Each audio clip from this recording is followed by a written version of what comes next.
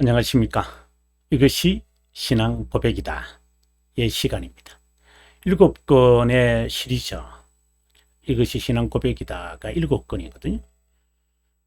그 중에 세 번째 책 하이델베르크 교리 문답서 제 15주일에 이제 36문과 37문 그리고 39문까지 가는데 37문, 8문, 9문 이렇게 가는데 37문이 참 주요한 문항이라고 말씀을 드렸습니다.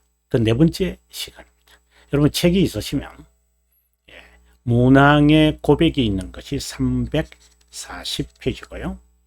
네 번째 시간이 349페이지가 되겠습니다. 자, 그러면 여러분 340페이지로 가도록 하겠습니다. 340페이지에 왔습니다. 당신은 그분이 고난받으시고 라는 말씀으로 무엇을 이해하나? 첫 번째입니다. 이 세상에 사는 동안 줄곧 특별히 생애의 끝에 그분은 몸과 영으로 모든 인류의 죄들에 대한 하나님의 진노를 참고 견뎠다라는 것이 이제 첫 번째로 우리가 이해하는 내용이고, 그 다음에 두 번째는 유일한 속죄 제물로서 순환을 당하심으로 그분이 영원한 저주에서 우리 몸과 영을 구속하고 하나님의 호의, 공의와 영생을 우리를 위해 얻었다는 것이다.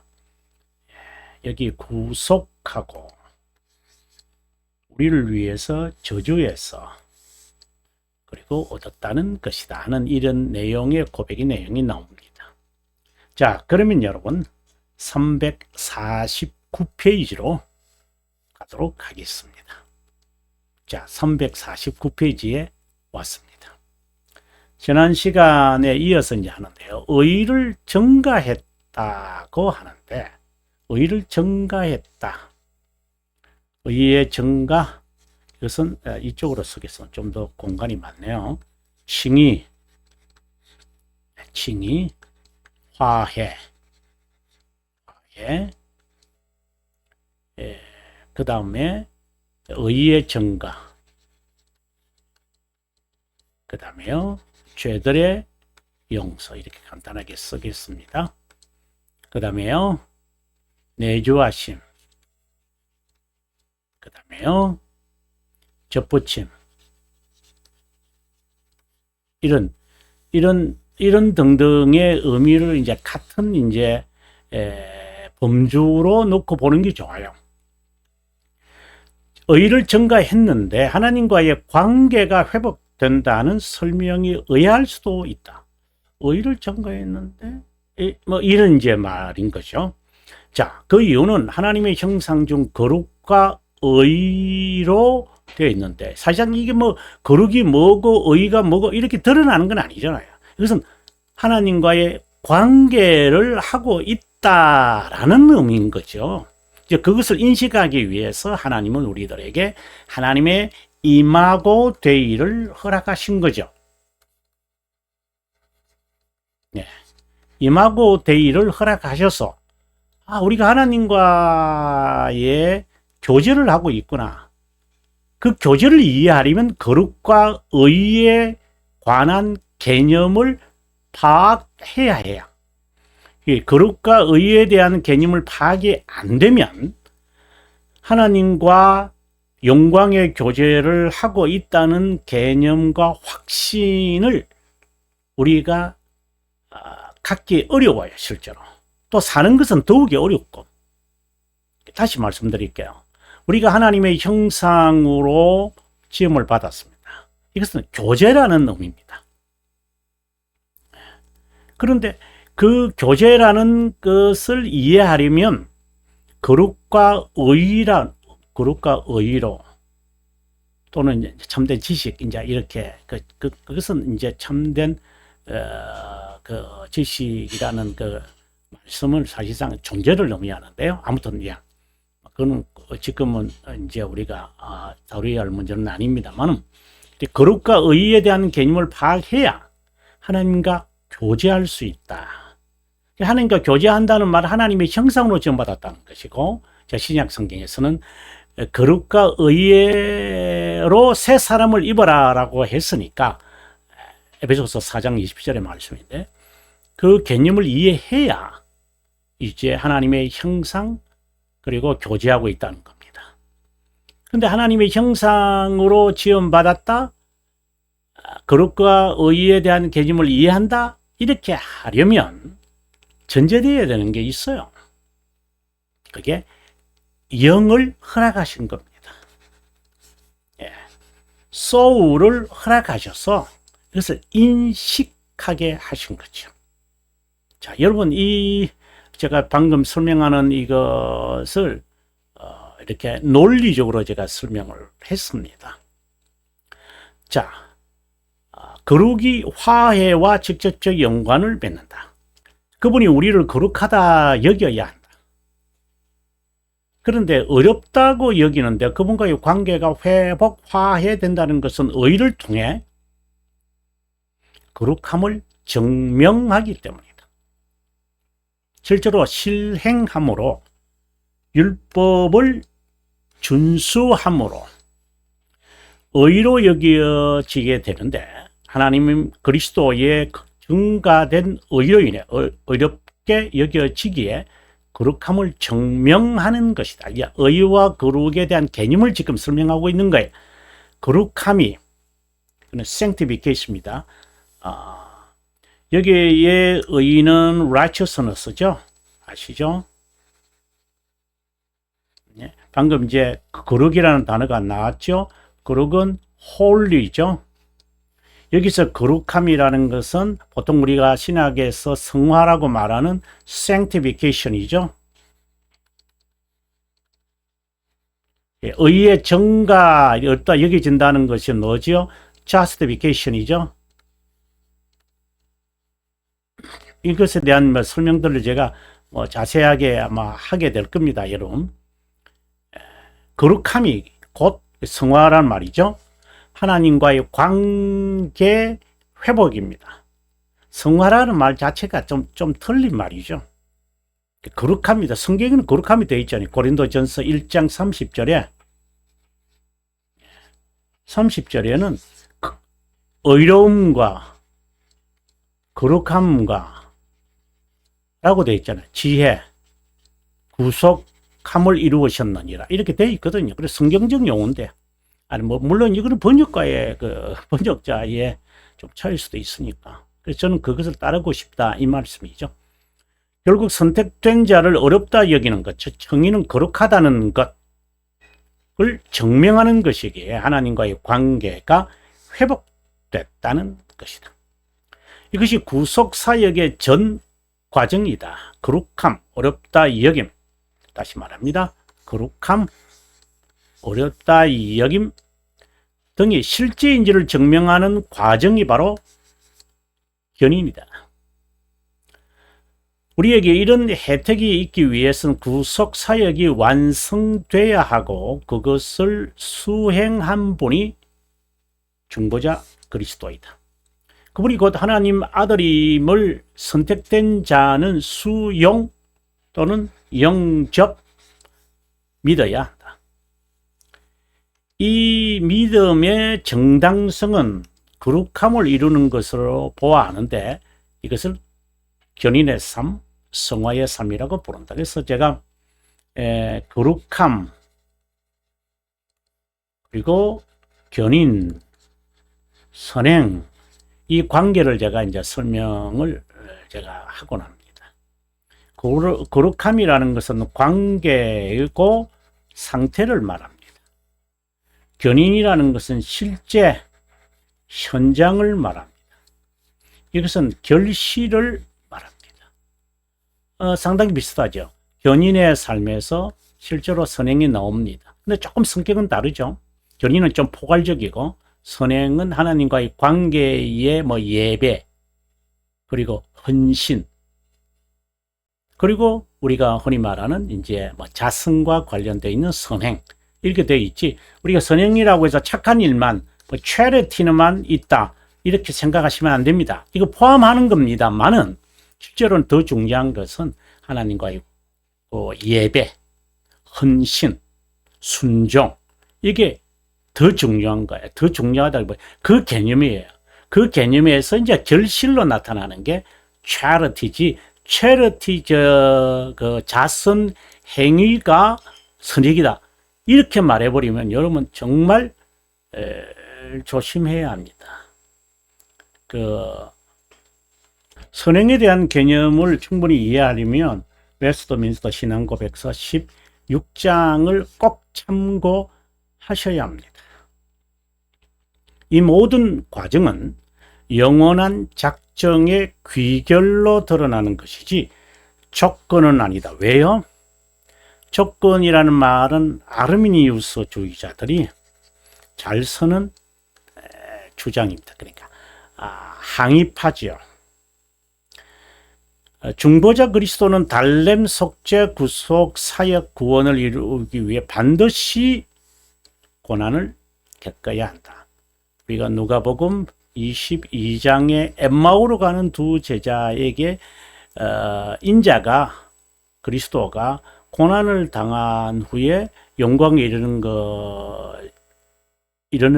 것인 줄 알지 못하느냐 하면서 종의 그 노래에 대한 개념을 그들에게 이제 숙지시키셨죠. 자, 계속해서 읽어보겠습니다. 하나님의 진노는 복음을 믿지 않는 자에게 머물고 참되고 살아있는 믿음으로, 이 생생한 믿음이죠. 살아있는 믿음이라는 것은 이제 참 믿음이든지 참된 믿음. 우리가 하이델베르그 22문에 이제 잘 나타나는 거고요. 참된 믿음은 무엇인가? 그리고 생생한 믿음. 이것은 이제 22항 벨지카에 잘 나타나죠. 이제 성격이 같아요. 실제로는. 근데 조금 달라요. 하이델베르크에서는 정의를 말하는 거고, 벨지카에서는 그 중생과 관련돼서 이야기하는 거고요. 21항, 죄송합니다. 21문, 하이델베르크 21문. 네. 그 진노와 정죄는 영원한 것이다. 하나님의 진노와 그 정의는 영원한 것이죠. 아니, 하나님, 이터널이죠. 그리스도는 우리의 보증자로서 우리를 대신하여 죄와 저주가 된 하나님 아들로서 그 진노 또는 정의의 심판의 대상에서 우리를 to deliver 한다. 그 귀결로 하나님의 정의는 만족되었다. 그러면 이제 정의는 누구에게 향하게, 아니 누구에게 향하는 게 아니라 누구에게만 이제 되어지느냐? 그것은 유기된 자죠. 이것은 영혼에서 이미 작정된 것이죠. 그리스도의 죽으심은 죄인이 당연히 받아야 하는 하나님의 진노와 저주이고 그분이 경험한 것이다. 하나님의 진노는 죄에 대한 것이다. 또 타락으로 하나님의 정의는 처벌을 요구한다. 하나님의 정의, 즉 죄에 대한 처벌은 죽음이다. 인간이 하나님의 진노를 누그러뜨리거나 그분의 처벌을 만족시켜 그분의 정의를 만족시킬 수 없다면 구원은 불가능하지만 중보자 그리스도, 그래서 우리가 성육신에 관하여 그렇게 우리가 제14주일에서 중요하게 다루는 겁니다. 이 수태에 관한 고백이었잖아요. 이 성육신. 그분의 진노를 누그러뜨리고 처벌받거나 정의를 만족시켰다. 타락은 하나님의 진노와 저주만 아니라 그분과의 교제를 단절시켰다. 모든 인류를 위한 것이라기보다 인류 가운데 정체성 없이 살아가는 선택된 자라고 말하는 것이 정확한 표현이다. 이 만족은 공의로운 것이기에 공의로운 심판이라고 말한다.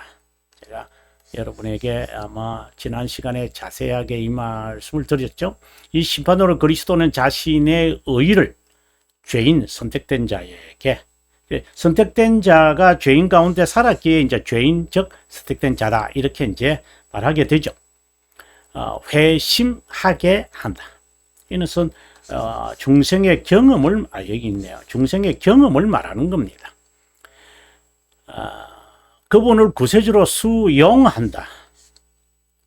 믿는다 이 말이. 그래서 이제 그 벨지카 22항에서 이제 믿음에 관한 이야기, 구원하는 믿음이라는 이제 제목인데, Saving Faith라고 라는 주제를 하면서 생생한 믿음, 참된 믿음, 거룩한 믿음 이런 이제 표현을 쓰면서 중생과 관련이 시키죠. 그 중생의 경험이죠. 뭐 중생 자체를 말하지 않습니다. 중생의 자체는 신비롭고 비밀적인 영원에서 이루어진 거니까 인간이 인식하게 되어지는 것을 우리가 회심이라는 단어로 conversion, 그래 회개로 많이 나타나요. 그래서 회심, 즉 중생의 경험, 믿음 이제 이런 것을 하기 위해서는 생명에 이르는 회개로 나타나죠. 그래서 컨버전이 이게 회심이라는 이 말이 사실상 회개하고 상당히 유사해요. 이건 리펜던스잖아요. 상당히 유사해요. 하지만 서로 분류할 수도 있어야죠. 견인의 과정에서 있는 참된 회개와 중생의 경험에서 하는 생명에 이르는 회개는 다른 거죠. 그리스도에게로 돌아온다. 이게 회개에 대한 그 정의를 간단하게 칼빈 선생도 이제 말할 때 3권 3장에서 말할 때 그리스도에게로 돌아오는 것을 말하고 그 다음에 회개에 두 요소가 있다 이렇게 말하면서 칼빈 선생이 무슨 생명에 이르는 회개가 있고 참된 회개가 있다. 참된 회개라는 말씀을 해요. 그러면서 이제 죄 죽이기와 영 살리기를 아주 강조하고 있죠. 그리고 3. 그분이 의를 증가받은 것은 의의 증가는 순종의 증가다. 여러 차례 여러분에게 반복합니다. 그분을 믿거나 수행하는 자는 순종의 삶, 거룩한 삶, 즉 거룩함을 이루는 삶, 견인의 삶을 산다. 이렇게 되어 있습니다. 하나님의 진노는 저주를 동반한다. 그 저주로 인해 인간은 영적이고 일시적이고 영원한 비참함에 이른다. 죄를 범한 자는 이 세상만 아니라 오는 세상에서도 하나님의 진노에 대한 저주를 받아야 한다. 인간은 누구라도 하나님의 무한한 진노, 인간성이 침몰당하지 않을 수 없다. 중보자는 이런 면에서 신성을, 이는 우리가 이제 귀납법으로 이제 논리적인 설명이죠. 그 사이의 가치와 효과는 무한하다. 톨토레이터 2장 맞죠? 2장 3항과 4항을 보시면 좋습니다. 하나님의 정의를 완전히 만족시키고 그분의 호의를 선택된 자에게 주고 영생 즉 구원을 베풀 수 있다. 이것을 우리는 공의로운 심판이라고 한다. 다른 말로는 그리스도가 우리를 어렵다 여기고 칭의를 베풀고 자신의 의를 우리에게 전가한다고 말한다. 타락만 아니라 율법을 범함으로 하나님의 진노에 대한 저주가 임하기에 선택된 자는 회개, 그리스도에 대한 믿음, 그리스도의 중보 혜택을 위한 외적 수단. 외적 수단 아시죠? 특별히 외적 수단은 세 가지라고 되어 있죠. 말씀과 기도와 그다음 하나는 뭐죠? 네, 성례입니다. 자, 앞에서 언급했듯이 하나님의 진노는 죄들에 대한 분노라고 말할 수 있다. 이 분노를 이제 영어로서는 이제 wrath wrath라고 그러죠. wrath. 이 분노를 누그러뜨리는 것을 우리는 그분을 달랜다라고 말한다. 이 달램은 희생 제물로 가능하다. 우리는 이것을 속죄라고 명명하거나 그분의 진노에 따른 저주가 희생 제물로 달래지거나 그분의 정의가 처벌로 인해 만족되는 것이 구속사역이다. 구속사역으로 인해 하나님의 정의는 비로소 만족된다. 어떤 경우엔 처벌이 만족돼야 한다고 말하기도 한다. 이제 하나님의 정의, 하나님의 진노, 이 관점이죠. 하나님의 진노는 우리의 측면, 하나님의 정의는 하나님의 측면에서의 구속사역을 우리가 보는 두 관점이죠. 죄에 대한 하나님의 진노와 저주, 이것에 대한 정의와 처벌, 이것이 달래지거나 만족되는 과정이 구속사역.